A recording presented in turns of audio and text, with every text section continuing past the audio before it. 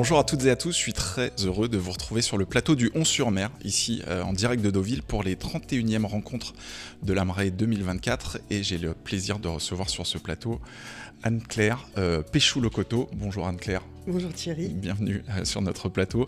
Anne-Claire, vous êtes responsable juridique et directrice des assurances du groupe SEB. C'est ça. Merci d'avoir accepté notre invitation. Anne-Claire, on va essayer d'y voir un petit peu plus clair déjà sur le groupe. Est-ce qu'on pourrait avoir une petite vision des risques que vous avez à gérer à l'intérieur du groupe SEB ? Oui, bien sûr. Alors le groupe SEB, c'est le leader mondial du petit équipement domestique. Nous avons 3 familles de produits principales, les articles culinaires, donc les poêles, les casseroles. Le petit équipement électrique, donc tout ce qui se branche, du fer à repasser, au petit radiateur soufflant, à l'appareil à raclette ou à fondue. Et puis, depuis 2016, nous sommes aussi actifs dans le marché de l'équipement professionnel, principalement des machines à café, donc les grosses machines à expresso qu'on retrouve dans les bars, les hôtels, et puis les crêpières, Crampouze, depuis 2019. Et puis plus récemment, nous avons investi dans une société qui s'appelle Forge Adour, qui est leader dans les planchas. Donc nos risques, ce sont ceux d'un industriel qui opère pour fabriquer des produits qui sont présents dans la cuisine des consommateurs. Donc évidemment avec une culture du risque très forte qui est vraiment imprégnée dans l'ADN de la société à tous les échelons du groupe. Quelle est votre approche en interne de la gestion des risques et comment fonctionne la chaîne de décision finalement ?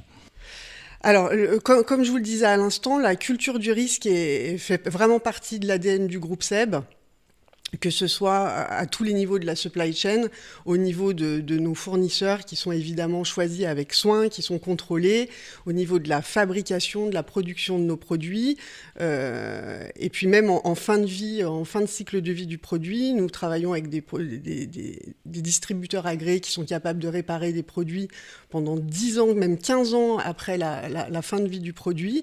Et puis nous veillons à ce que nos produits soient recyclables. Nous avons créé une ligne de produits éco-conçus qui utilisent 80% de produits recyclés et qui sont recyclables à 90% même en fin de vie.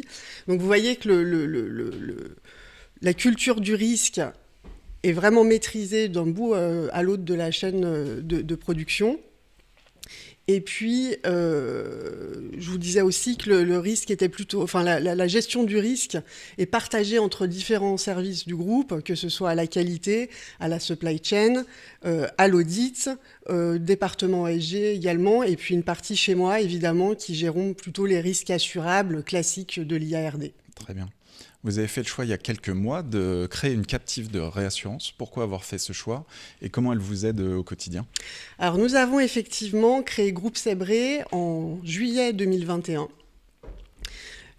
À l'époque où, rappelez-vous, quelques années en arrière, les renouvellements de 2019-2020 commençaient à être difficiles. On les a un peu subis. On a mis 1 ou 2 années pour se dire, bon, comment on peut réagir à ça ? On a lancé à cette époque une étude sur nos risques. On s'est dit, ça faisait un petit moment qu'on n'avait pas re-regardé nos risques, sachant que le groupe SEB est un groupe qui grossit chaque année de façon assez significative. On est au-dessus des 8 milliards de chiffre d'affaires cette année. Et on s'est dit que c'était peut-être le moment venu pour penser à la piste de la captive. Donc on l'a étudié avec l'aide de conseils et on s'est dit qu'effectivement c'était le moment pas pour tous les risques, pas pour des risques pas forcément assurables, mais pour des risques qu'on connaît bien, qu'on maîtrise bien, qui étaient ceux de la responsabilité civile. On a commencé à mettre ce risque-là dans la captive. Tout simplement parce que le marché n'était pas à ce moment-là à l'écoute. On nous demandait de rehausser nos franchises de façon significative. La capacité, ça allait, mais les sous-limites, encore une fois, les franchises étaient beaucoup trop hautes. Donc on a commencé comme ça. Et puis l'année suivante, en 2022, pour des raisons assez similaires, on a décidé d'intégrer une partie du risque cyber. Rappelez-vous également, 2021, année très difficile en cyber, marché hard, et on a décidé d'utiliser la captive en rachat de franchise pour mettre la première ligne dans la captive. Et on est très content d'avoir fait ce choix-là, ça fonctionne plutôt bien. C'est encore un peu tôt pour tirer des grandes conclusions, hein. La captive étant pas un centre de profit, mais vraiment un outil de gestion du risque à long terme. On verra dans les années qui viennent, mais pour l'instant, on est plutôt content de notre choix. Ouais. Rapidement, combien de temps entre la prise de décision de se dire on fait une captive et le fait de l'avoir opérationnelle chez vous? Alors, chez Seb, c'est un exemple assez atypique parce qu'il faut savoir que notre président, Thierry de la Tour d'Arthez, a commencé sa carrière chez un assureur. Du coup, il était au fait du sujet. Du coup, il s'intéresse énormément à ces sujets et il connaissait, il savait ce que c'était une captive et il comprenait déjà bien quel est l'intérêt pour le groupe d'en avoir une. Jusqu'à 2021, les conditions étaient pas réunies, les planètes étaient pas alignées, le groupe était peut-être encore un petit peu petit dans les années 2010. Le marché de l'assurance au début des années 2000 jusqu'aux années 2018 était plutôt favorable pour les clients, donc le moment n'était pas venu. Mais quand on s'est retrouvé face à ce marché hard en 2018, 2019, 2020, il a vraiment compris quel était l'intérêt de mettre en place la captive à ce moment-là, et à partir de là, on a commencé à faire notre étude pendant l'été. En septembre, on commençait à se dire que c'était une bonne idée d'étudier la piste de la captive de façon sérieuse. Et puis en février 2021, on a pris la décision d'y aller. Et du coup, après, tout s'est enchaîné parce qu'en mars, la société était immatriculée. Et le 18 juin 2021, nous avons obtenu l'agrément de la CPR. Ok, relativement rapide. Très rapidement par rapport à ce qui se passe aujourd'hui, j'ai l'impression, oui.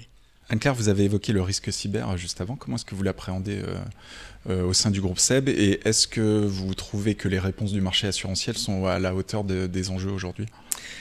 Alors, le marché de l'assurance cyber s'est considérablement assoupli depuis l'année dernière, après quelques années vraiment difficiles, ce qui nous a conduit justement à intégrer le risque cyber dans notre captive. Aujourd'hui, nous sommes plutôt sereins. On va voir nos prochains renouvellements en juillet. Mais ce qui est sûr, c'est que le marché qui s'est durci a eu un côté aussi vertueux pour les groupes de nous faire vraiment progresser dans la cybersécurité. Et c'est un peu gagnant-gagnant parce que le marché s'assouplit à nouveau un petit peu. J'ai l'impression, on va voir si c'est une tendance qui dure ou pas. Et les entreprises ont considérablement progressé. Le risque est mieux maîtrisé et c'est bien pour tout le monde. Question à propos des appels d'offres. Est-ce que vous êtes plutôt un groupe qui fait beaucoup d'appels d'offres ? Est-ce que vous renouvelez souvent vos programmes ? Et comment vous gérez votre relation à plus ou moins long terme avec les courtiers ? Alors Seb, ça reste un groupe familial qui privilégie dès que c'est possible les relations à long terme, les partenariats. On aime bien travailler avec des gens qu'on connaît, avec qui on a pu établir une relation de confiance. Mais ceci dit, quand le moment est venu, quand il y a un de ces éléments qui est plus là, quand les conditions tarifaires, parce qu'évidemment on a un groupe qui, comme tout le monde aujourd'hui, fait attention à maîtriser ses dépenses, on peut être amené à faire des appels d'offres. Alors ce qui concerne nos courtiers, on travaille depuis de nombreuses années, comme vous le savez, avec Willis. Nous avons fait cependant des appels d'offres régulièrement, à peu près tous les 5 ans.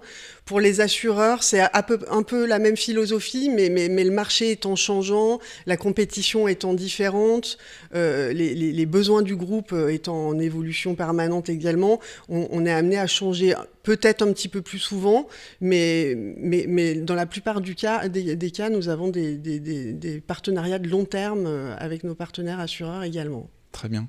Une dernière question à propos de la prévention qui anime beaucoup de risk managers évidemment ici. Quelles sont vos actions en termes de prévention et surtout quelles sont les activités que ça impacte au sein du groupe SEB ? Alors comme je vous l'ai dit, la prévention c'est vraiment au cœur de notre métier, que ce soit... On a quelque chose qu'on a développé au sein du groupe qui s'appelle le process Robust Design, qui consiste dès le design d'un produit à se dire il pourrait y avoir un problème de sécurité avec ce produit. Qu'est-ce que ça pourrait être et comment on pourrait y remédier ? Donc ça, c'est intégré dès le départ de la conception. On a vraiment des équipes qualité qui travaillent à ce que nos produits soient complètement fiables et sécures. Ensuite, la prévention dommages aux biens et perte d'exploitation a une grande place chez nous aussi. On dispose de 40 sites de production à travers le monde, dont 11 en France.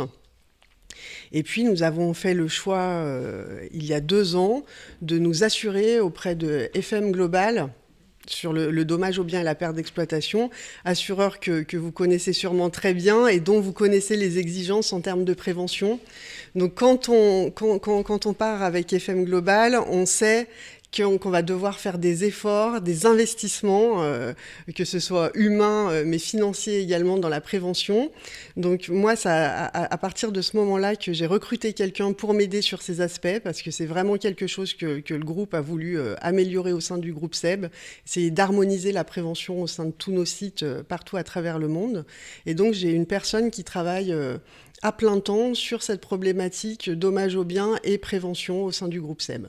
Très bien, c'est très clair, merci Anne-Claire Péchou-Locoteau d'avoir accepté notre invitation. Et moi, je vous donne rendez-vous tout au long des rencontres de l'AMRAE pour d'autres interviews. À bientôt.